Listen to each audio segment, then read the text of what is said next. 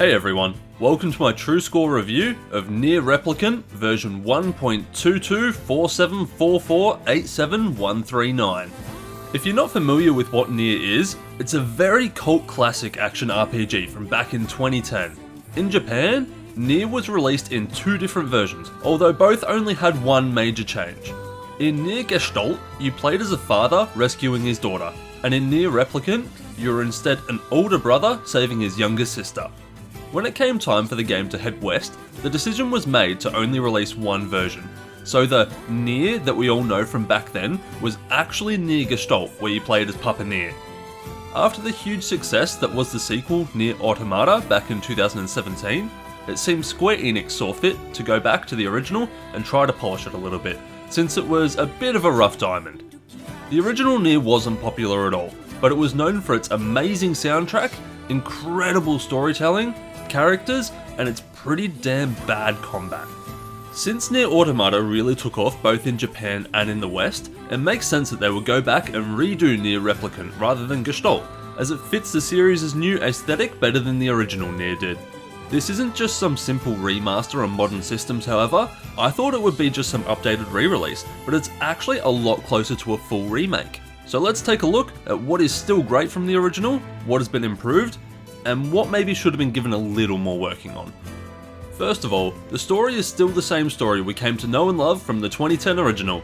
The year is around 3400 AD, and you're a worker for hire in your little village to buy medicine and food for your little sister, who is gravely ill and mostly bedridden with a mysterious illness called the Black Scroll. Unfortunately, no one has ever recovered from this illness, but by chance, you come across an old legend that gives you hope on being able to bring your sister back to health. The story of Nier subverts a lot of tropes seen in most RPGs.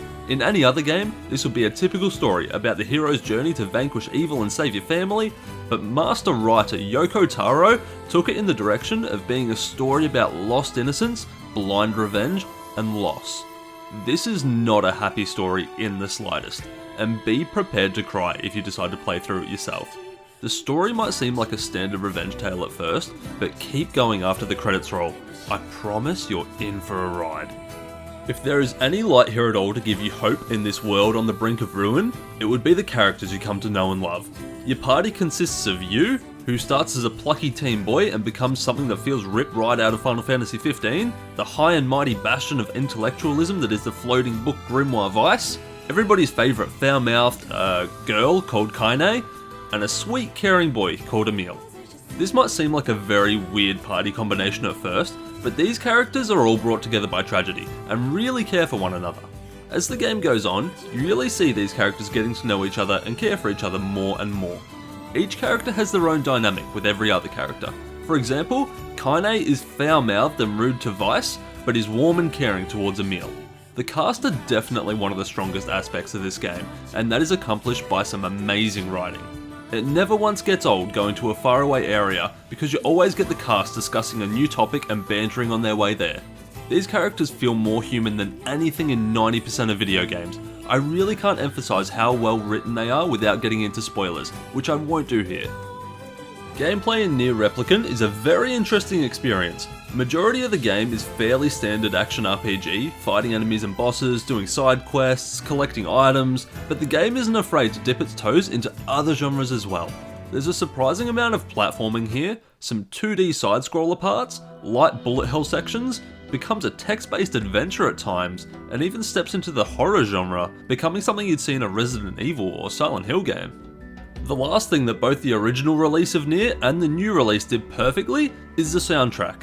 Composer Keiichi Okabe has put together what is one of, if not the best soundtrack in all of video games.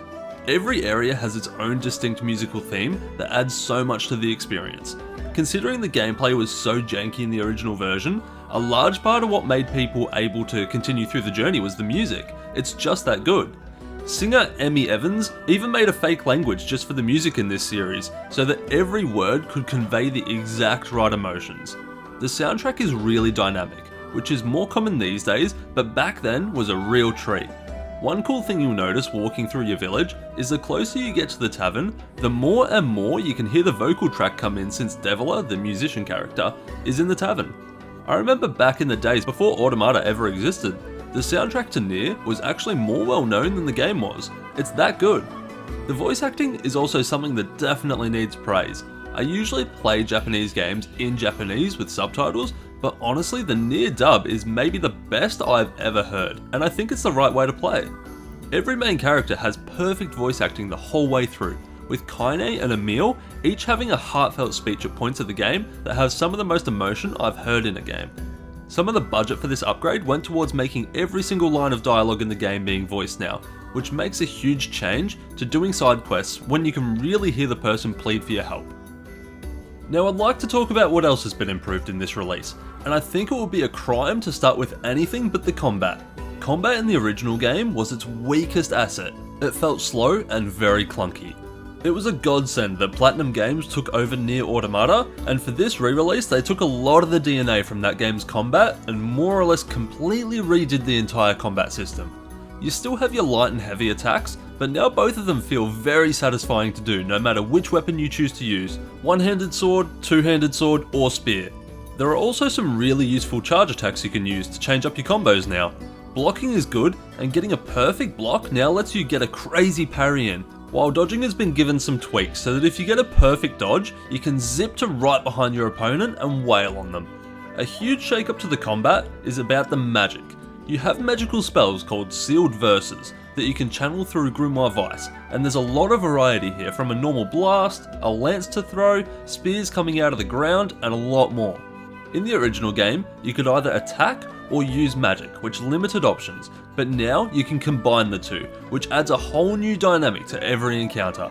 This still might not be the most incredible combat system out there, but I'm so happy they were able to turn it from being the worst part of the game into something that is actually pretty fun to do.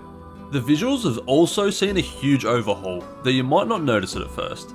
Character models look as high fidelity as what you'd see in Automata, while textures and environments have seen a little bit more love than just a simple resolution increase.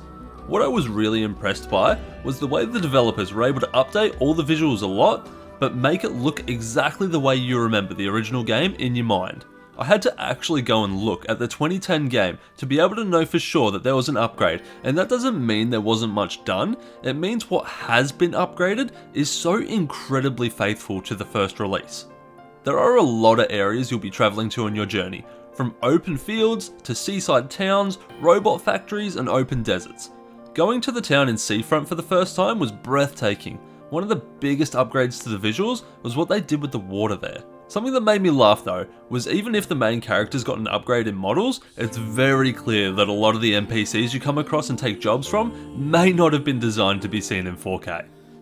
There is some new content to delve into with version 1.22. There's an extra chapter in the second half of the game, and I have to say they did a really good job with this.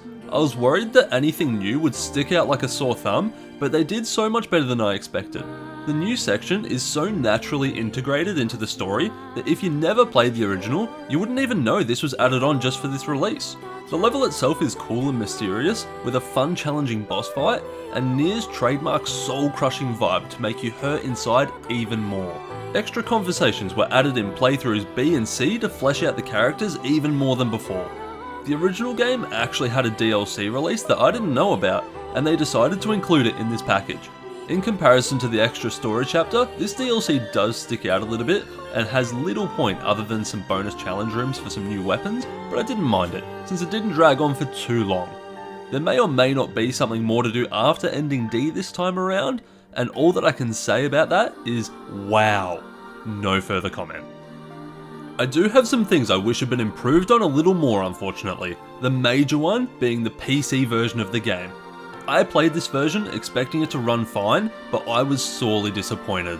The entire 40-hour runtime of the game, it ran somewhere between 35 and 45 FPS at 4K. This isn't a super graphically intensive game, and people with lesser rigs have run it at 60 FPS 4K no problems. I tried all the fixes I saw in the Steam forums, but nothing would help my performance at all.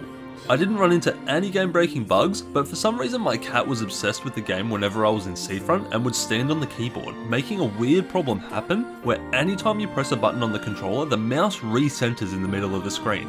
I played in full screen, but the mouse cursor never went away. I would just have to hide it in one of the corners. Also, I used the PS4 controller, but the PC version doesn't even have the option of using PS4 controller prompts. What game doesn't do that these days? Technical issues aside now, onto problems with the content of the game. First, sadly, are the side quests. Almost every one of them is a fetch quest where you go to place, do or get thing, and go back. The side quests in the first half of the game don't go on for too long, since there isn't any form of fast travel, but the quests in the second half, once you get fast travel, just go on forever and ever, and some of the items needed to complete these quests are so monotonous and boring to get. I had to spend an hour walking up and down one area of the game with a podcast running in the background because I needed so many iron ore and I got so damn unlucky with my drops. I wish the requirements for the final endings had been lowered so you didn't have to do as many quests, or just improve the drop rates of items you have side quests for. The pacing in the second half of the game once you do the side quests is a little funky too. I feel like Nier Automata did a much better job of staying compelling after the various endings. I'm gonna start wrapping the review now. It's turned out a lot longer than I anticipated, but that's just due to how much I adore the world, characters, and story found within. This is a truly special game, and one of the first I ever played that knew how to use the form of video games to become more than just something to play, and use its own medium as a form of art. I thank Square Enix for giving me a good reason to come back into this world and experience its heartache all over again. This is an amazing game that you'll have an awful time with because of how much it will break your heart. If you have any interest in games at all, I see Nier Replicant as an absolute must play, and if it wasn't for some very slight pacing issues, I would be giving it a perfect score. If you want to play this, just get it on console instead of PC. Today, I'll be giving Nier Replicant version 1.2247448739 a true score of 9.5 out of 10.